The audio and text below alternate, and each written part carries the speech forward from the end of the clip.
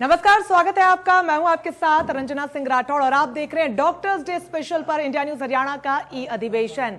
सबसे पहले India news परिवार देश के तमाम डॉक्टर्स को सलाम करता है, उनके जोश को सलाम करता है, उनके जज्बे को सलाम करता है, क्योंकि कोरोना काल में सबने डॉक्टर्स की महत्वता को जाना है, उनकी इंपॉर्टेंस को समझा है। दिन रात डॉक्टर्स ने काम किया है, फ्रंटलाइन वर्कर्स के तौर पर और एक दोस्त के तौर का भी, एक परिवार का किरदार भी उन्होंने निभाया। विस्तार से उस पर बात करेंगे, कई खास मेहमान हमारे साथ जुड़ेंगे। लेकिन किसी ने खूब कहा है कि किसी चीज को लेकर उन्होंने आराम नहीं किया, ना कोई दर्द था ना कोई आराम था, बस जिंदगी देश के नाम थी। वो इसलिए भी क्योंकि कोरोना काल में कई चौंकाने वाले आंकड़े सामने आए, जिन्होंने एक वक्त के लिए हमारी नब्ज को जैसे ठहरा दिया हो। जी हां, कहीं किसी को बेड नहीं मिल रहा था, किसी को ऑक्सीजन नहीं मिल रही थी, यहां तक कि लोगों को शमशान घाटों पर, कब्रिस्तान में अंतिम संस्कार तक के लिए जगह नहीं मिल रही थी। लेकिन इन सब के बीच सबसे चौंकाने वाला जो आंकड़ा रहा वो ये कि कोरोना के चलते कई डॉक्टर्स ने भी अपनी जान गंवा दी। जी हां, ये वो डॉक्टर्स थे जो दिन रात काम कर रहे थे, सबसे ज्यादा कॉन्टैक्ट में मरीजों के रह रहे थे। ऐसे में डॉक्टर्स भी कोरोना की चपेट में आने लगे और जब डॉक्टर्स की मौत की खबरें सामने आई, उस वक्त जैसे लगा कि देश भर ठहर गया। लेकिन उन कठिन परिस्थितियों से भी डॉक्टर्स हमें आज की मौजूदा परिस्थितियों में लेकर आए हैं, जहां पर हालातों में सुधार देखने को मिल रहा है। कोरोना की दूसरी लहर का जो संक्रमण है वो बिल्कुल थमता हुआ सा नजर आ रहा है। हालांकि अभी तीसरी लहर को लेकर सुगबुगाहट है, खबरें लगातार सामने आ रही है। लेकिन इन सब के बीच डॉक्टर्स की चुनौतियां क्या रही, क्या एक्सपीरियंस रहा और किस तरीके से इस बैलेंस को बिठाया, विस्तार से उस पर चर्चा करेंगे। डॉक्टर वीरेंद्र यादव, सीएमओ गुरुग्राम के हमारे साथ जुड़ गए हैं। बहुत स्वागत है सर आपका इंडिया न्यूज हरियाणा पे।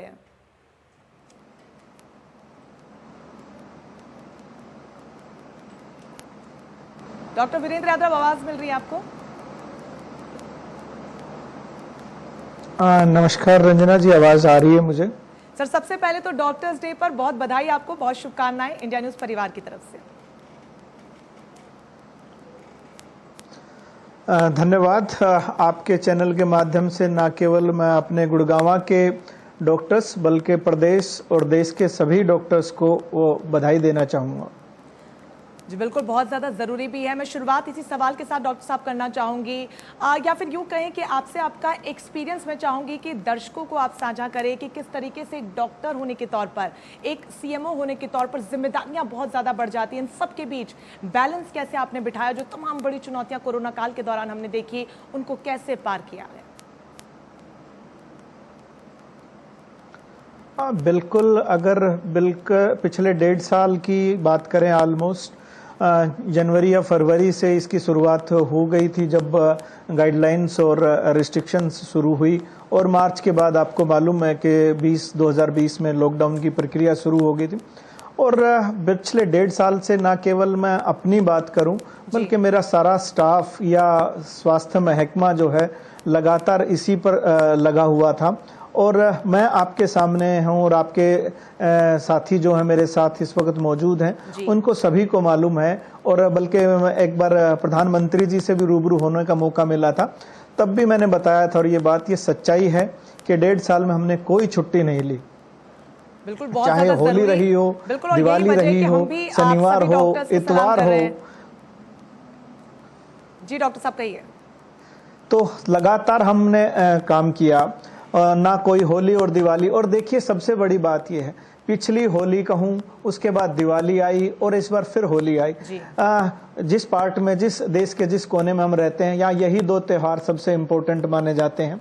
और साथ में चाहे अन्य त्योहार रहे हो, चाहे वो ईद रही हो, चाहे हमारा गुरुपुर्व रहा हो, अन्य साथी भी हमारे रहे हों, चाहे हमारे कोई एम्प्लॉय जिनका कोई दूसरे धर्म के मन, तो लगातार फेस्टिवल्स आते रहे। और वही स्टाफ हर फेस्टिवल पर अपने घर जाने की बजाय लोगों की सेवा में लगा हुआ था। और एक अजीब, मैं इसको कहूँगा कि वक्त की विडंबना या कोरोना की विडंबना की वजह से आप देखिए, दोनों बार पीक, खास करके पिछले 2 पीक, एक दिवाली पर था, एक होली पर था। और वो सब त्योहार को छोड़कर हमारे लोगों की सेवा में लगे हुए थे। और एक सेटिस्फेक्शन मिलती है, बहुत खुशी जाहिर होती है कि जहाँ हजारों लोग, एक ऐसा वक्त था एक दिन में 5,000 से ज़्यादा हमारे पास केस आ रहे थे, या 40-40 हज़ार एक्टिव केस थे। आज हार्डली 100 के करीब एक्टिव केस हैं और दिन में 5 से 7 केस आ रहे हैं। तो एक, और लोगों को अब हम सुरक्षित महसूस करा रहे हैं, लोग वापस अनलॉक हो गया या लॉकडाउन ख़त्म हो गया है, तो एक सेटिस्फेक्शन तो मिलती है। हाँ, लेकिन जैसा आपने बताया चैलेंज रहता है, घर का, परिवार का काम हम नहीं कर पाते, इवन रूटीन चीज़ें, बैंक का काम भी खुद भी नहीं कर पाते, किसी बहुत सारी चीज़ें अपनी ऑनेस्टली स्पीकिंग मेरे को कई पॉलिसीज़ की प्रीमियम या पेमेंट भी मैं करना नहीं कर पाया।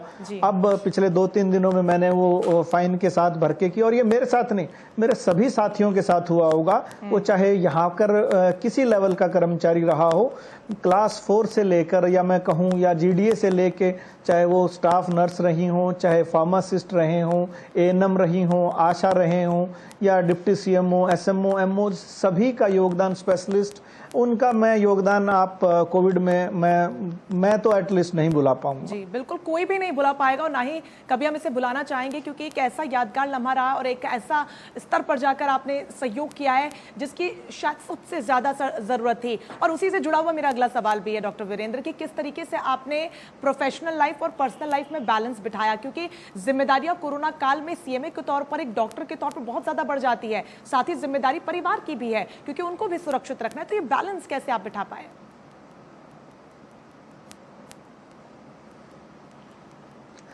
देखिए, गुड़गांव आने से पहले मैं नू में पोस्टेड था, और वहाँ पर भी हमने कोविड का एक ऐसा वक्त आया था जब कोविड बिल्कुल एलिमिनेट किया था, आपको याद होगा, तो कि तबलीग की जमात के वजह से मैक्सिमम केसेस नू में थे।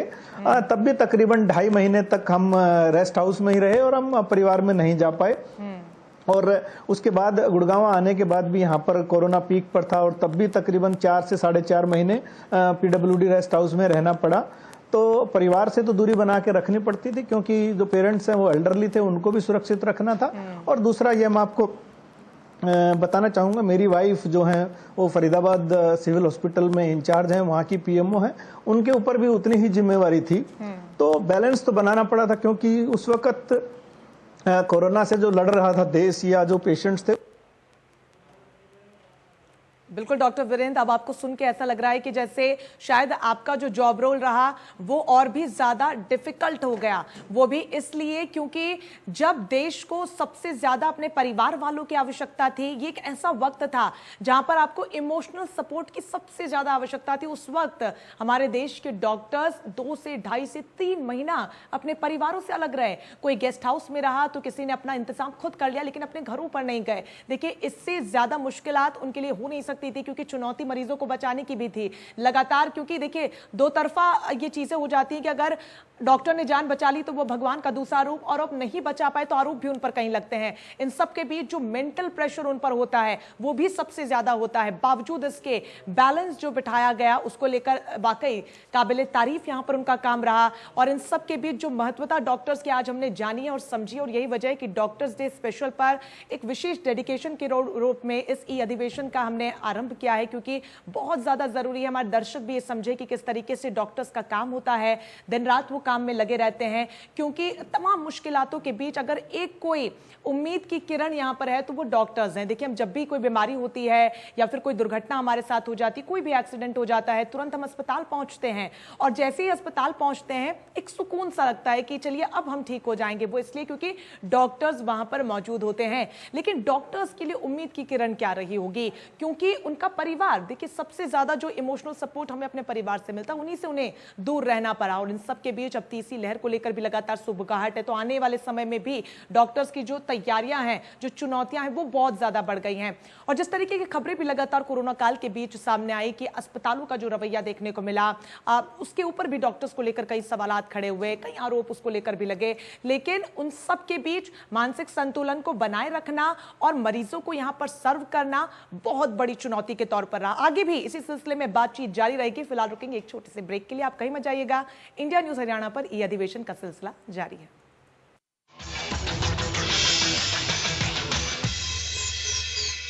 चलिए, ब्रेक के बाद एक बार फिर से आप सभी का बहुत स्वागत है।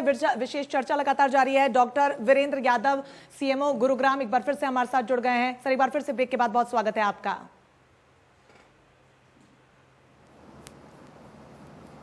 जी सर आपसे ये सवाल मैं जानना चाहूंगी क्योंकि जिस तरीके से वैक्सीनेशन को लेकर भी खबरें सामने आ रही हैं और इन सब के बीच गुरुग्राम एक ऐसा क्षेत्र जो दिल्ली एनसीआर का भी हिस्सा है, बड़ी तादाद में दिल्ली से भी लोग वहां पर पहुंच रहे थे और आसपास के क्षेत्रों से भी लोग वहां पर पहुंच रहे थे।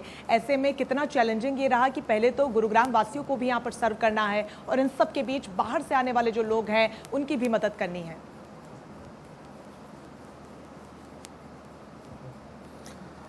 बिल्कुल। इससे पहले मैं वैक्सीनेशन से पहले आपको ये बताना चाहूँगा कि टेस्टिंग में भी गुड़गांव बहुत अग्रणी रहा है। पर मिलियन अगर हम टेस्ट की बात करें तो गुड़गांव 10 लाख से ज़्यादा, यानी ऑलमोस्ट 2011 के सेंसिस के हिसाब से जो मिनिमम पॉपुलेशन या टारगेट या डिसाइड किया गया था पॉपुलेशन का, तो हमने पर मिलियन यानी 10 लाख से ज़्यादा लोगों को हमने टेस्ट किया है। और हमने कामयाबी जो हासिल की वो सबसे जो बड़ी चीज थी कि विद इन 24 आवर्स आरटीपीसीआर का रिजल्ट देना, क्योंकि जितनी जल्दी लोगों को आइसोलेट कर पाए उतनी ही जल्दी हम कोविड संक्रमण को रोक पाते हैं। और आपने ये देखा होगा कि इतने केसेस होने के बावजूद भी गुड़गांव में जो मृत्यु दर या केस फर्टिलिटी रेट कहूँ वो अभी ना केवल ऑलमोस्ट 2 लाख केसेस होने के बाद भी, टोटल क्यूमुलेटिव केसेस होने के बाद, ना केवल प्रदेश में बल्कि देश के बहुत सारे हिस्सों से बहुत कम है। 0.5% हमारी फर्टिलिटी रेट है, तो हम बहुत अच्छे से उसको रोक पाए। अब मैं वैक्सीनेशन की बात करूं तो अभी तक गुड़गांव वैक्सीनेशन में 2011 के सेंसिस के हिसाब से पूरे ना केवल प्रदेश में बल्कि देश में प्रथम स्थान पर बना हुआ है। और ऑलमोस्ट 2011 के सेंसिस के हिसाब से हमने 70% लोगों को प्रथम डोज लगा दी है। और अगर टोटल में संख्या में बात करूं तो आज हमने 14 लाख लोगों को अब तक हम वैक्सीनेशन कर चुके हैं, जिसमें 11.5 लाख लोगों को अगर मैं कहूं तो पहली डोज लग की है। पहली डोज तो सब ऑब्वियसली सभी 14 लाख को लगी होगी, तो 11.5 लाख तो उस तरह से करें तो 2.5 लाख के करीब लोगों को हमने कंप्लीट वैक्सीनेशन दी है। बिल्कुल हमेशा से चैलेंज रहा है, दिल्ली हो या आसपास के और एरियाज हो, क्योंकि गुड़गांव मेडिकल हब है, गुड़गांव इंडस्ट्री का हब है और इसके अलावा बहुत एयरपोर्ट बहुत नजदीक है, तो वैक्सीनेशन हमारे लिए हमेशा से चैलेंज रहा है। पिछले 21 जून को हमने 1 लाख लोगों को वैक्सीनेशन की थी एक दिन में, और आज हमने डॉक्टर्स डे के उपलक्ष्य में गुड़गांव में अपने स्तर पर 50,000 का टारगेट रखा हुआ है वैक्सीनेशन करने का।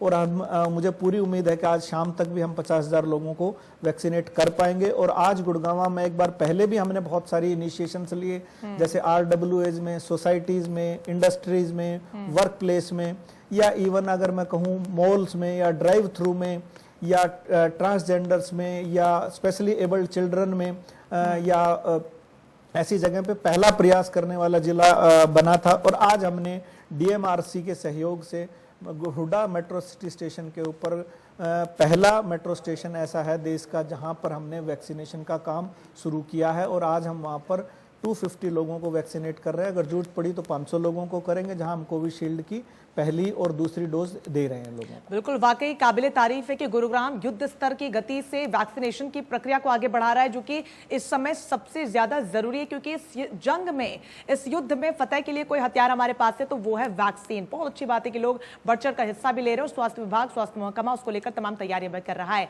कोरोना काल के दौरान डॉक्टर साहब हमने इंसान के, मानव के दोनों चेहरों को देखा, एक मानवीय और एक अमानवीय। बड़ी तादाद में लोग मानवता के प्रतीक बने, बढ़ चढ़कर लोगों की सेवा के लिए आ गया है, लेकिन एक तबका ऐसा भी था जो इस महामारी के दौर में भी अमानवीय तौर पर सामने आया। जी हाँ, कालाबाजारी की सर मैं बात कर रही हूँ। अस्पतालों का, खासतौर पर निजी अस्पतालों का मनमानी तौर पर जो रवैया देखने को मिला वो चिंता का विषय था। इन सबके बीच लोगों द्वारा ऑक्सीजन, रेमडेसिविर इंजेक्शन की कालाबाजारी को लेकर भी खबरें सामने आई, जो कि चिंता का विषय रही। ऐसे में एक CMO के तौर पर, एक डॉक्टर होने के नाते किस तरीके से डील इसको किया गया और आने वाले समय में इसको आगे भी डील करते रहने को लेकर क्या कुछ तैयारी है?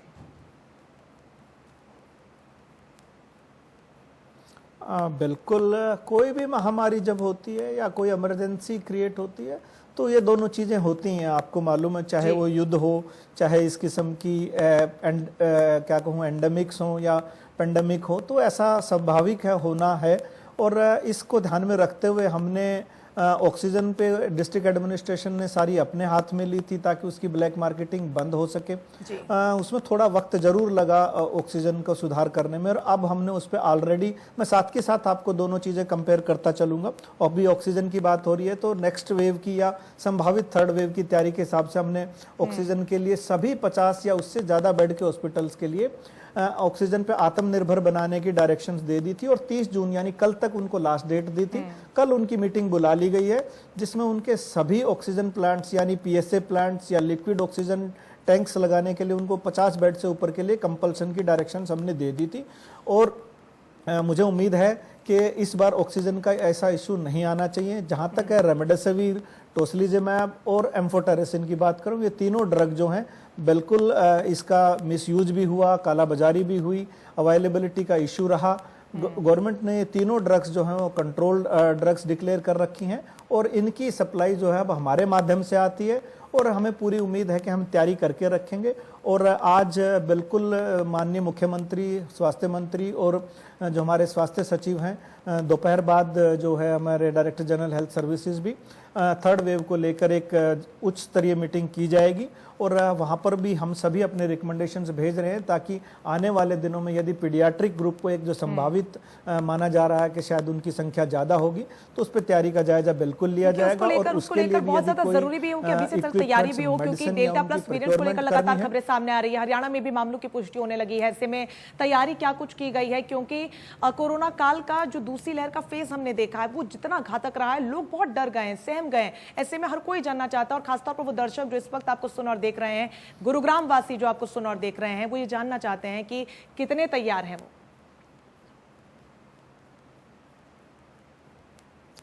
बिल्कुल, हमने पहले भी बताया आपको कि पीडियाट्रिक एज ग्रुप के हिसाब से हम तैयारी कर रहे हैं।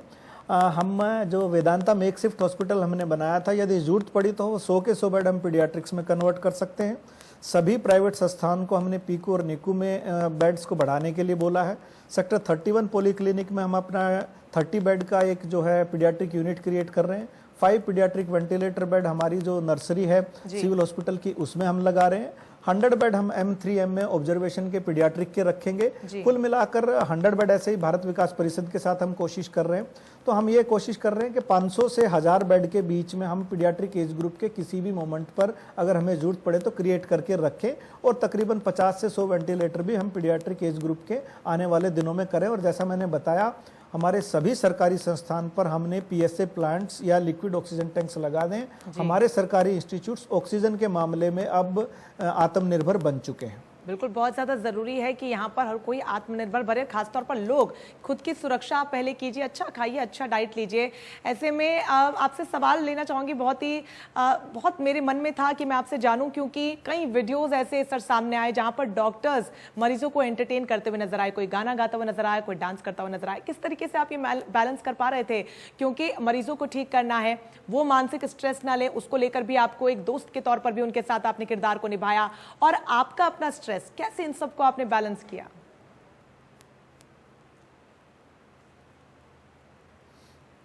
देखिए, स्ट्रेस की जहाँ तक बात है, मैं गाना गाना मुझे आता नहीं, तो मैं तो स्ट्रेस रिलीव करने के लिए सिर्फ एक ही काम करता था कि जितना पॉसिबल हो काम किया जाए। और शाम को कोई अगर साथी अपने ऑफिस में जो बैठे थे, सभी डिप्टी CMOs या मेरे स्पेशलिस्ट, उनके साथ बैठकर कुछ देर चाय या कॉफ़ी ले, और उसके बाद क्योंकि मैंने बताया घर से, परिवार से मैं अलग रहता हूं, तो फिर या आपका चैनल या दूसरे चैनल के माध्यम से या जितनी कोशिश हो सकी कि अपना ज्ञान अर्जित किया जा सके और दो नए नए एक्सपेरिमेंट जो दूसरे ज़िले या हम कर सकते हैं वो किया जाए, ताकि जितनी जल्दी हो सके इस पे काबू किया जाए। कुछ लोगों के लिए शायद एंटरटेनमेंट का सोर्स ये भी हो सकता है, तो मैं भी उन लोगों में से था जो नॉलेज गेन करने की कोशिश करना या नया इनोवेटिव काम करना मेरे लिए स्ट्रेस बूस्टर रहा।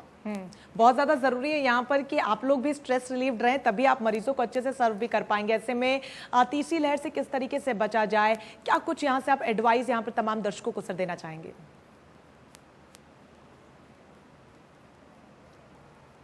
तीसरी लहर के लिए सबसे पहले तो कहा जाएगा कि वैक्सीनेशन में जितना पॉसिबल हो आप आगे आएँ और जितनी जल्दी हो सके वैक्सीनेट करवाएं। मुझे उम्मीद है कि बहुत जल्दी हम सितंबर तक जैसा वो कहा जा रहा है, और उम्मीद है कि उससे भी पहले हमें बच्चों की वैक्सीनेशन यानी 6 साल से ऊपर के लिए वैक्सीनेशन का काम शुरू हो जाना चाहिए। और दूसरी बात, जो अनलॉक प्रक्रिया शुरू हो चुकी है, लॉकडाउन हमने धीरे धीरे हटा रहे हैं, मैं लोगों से ये रिक्वेस्ट करूँगा कि आप सोशल डिस्टेंसिंग, मास्क पहनना और सैनिटाइजेशन को ना भूलें, क्योंकि कोविड बिहेवियर बहुत ज़रूरी है। और बार बार बात हो रही है कि बच्चों को लेकर, बच्चों के लिए अभी स्कूल खोले जा सकते हैं, वो अभी जो ही गाइडलाइन जैसी भी आएंगी वो हम देखेंगे। लेकिन मैं माँ बाप को यहाँ बताना चाहूँगा, ना केवल बच्चों को बल्कि खुद भी आप सही तरीके से मास्क पहने। मास्क जो वो ज़रूरी है वो आपके मुंह और नाक पर दोनों पर होना चाहिए। आप अगर अक्सर देखते हैं लोग मास्क सिर्फ दिखाने के लिए पहनते हैं, तो कृपया आपसे अनुरोध है कि मास्क का प्रयोग सही तरीके से करें। बहुत ज्यादा जरूरी है कि लोग यहाँ पर तमाम सावधानियों को बरतें, और खासतौर पर जैसा कि आपने मास्क का जिक्र किया, बहुत बेसिक जरूर है लेकिन सबसे ज्यादा महत्वपूर्ण है। बहुत शुक्रिया डॉक्टर वीरेंद्र यादव हमारे साथ जुड़ने के लिए, तमाम सवालों को यहाँ पर जवाब उनका देने के लिए और अपने एक्सपीरियंस को साझा करने के लिए, ताकि दर्शक ये समझ पाए कि कितना ज्यादा डिफिकल्ट जॉब डॉक्टर्स का होता है। उसे आसान अगर कोई कर सकता है तो वो आप कर सकते हैं, क्योंकि कोरोना भी खत्म नहीं हुआ, ये त्रासदी बहुत बड़ी है। आने वाले समय में संकट को लेकर लगातार खबरें सामने आ रही हैं। ऐसे में आप सहयोग करेंगे तो डॉक्टर्स भी सेफ रहेंगे, हम सभी फ्रंटलाइन वर्कर्स सेफ रहेंगे। घर पर बैठिए, गाइडलाइंस का पालन कीजिए, और हाँ, अभी भी 2 गज दूरी और मास्क है बहुत ज्यादा जरूरी। फिलहाल के लिए मुझे दीजिए इजाजत, लेकिन इंडिया न्यूज हरियाणा पर ई अधिवेशन का सिलसिला लगातार जारी है। लौटेंगे एक छोटे से ब्रेक के बाद।